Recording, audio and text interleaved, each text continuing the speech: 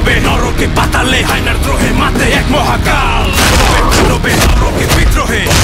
প্রেক্ষাগৃহে যখন দাপিয়ে চলছে শাকিব খান অভিনীত তাণ্ডব, তখনই অনলাইনে ছড়িয়ে পড়েছে ছবির পাইরেটেড এইচডি সংস্করণ।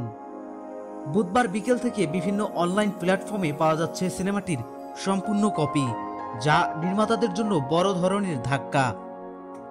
চলচ্চিত্র সংশ্লিষ্টদের বারবার সতর্কতা ও অনুরোধ সত্ত্বেও এবারও থামানো গেল না পাইরেসি।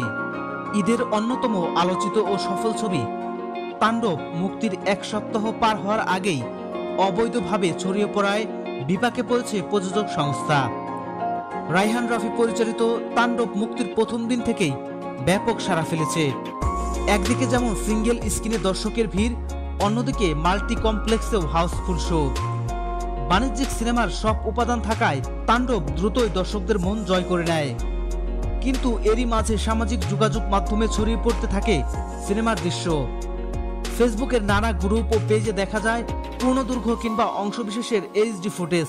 ধারণা করা হচ্ছে দেশের বাইরে থেকে সিনেমাটি ফাঁস হয়েছে, কারণ সাম্প্রতিক সময়ে এটি বিদেশের প্রেক্ষাগৃহেও মুক্তি পেয়েছে। পাইরেসি প্রসঙ্গে যোগাযোগ করা হলে পরিচালক রায়হান রাফি এ বিষয়ে কোনো মন্তব্য করতে রাজি হননি গণমাধ্যমের সঙ্গে। তাণ্ডব রাফির পরিচালনায় সপ্তম চলচ্চিত্র এবং শাকিব খানের সঙ্গে তার দ্বিতীয় কাজ।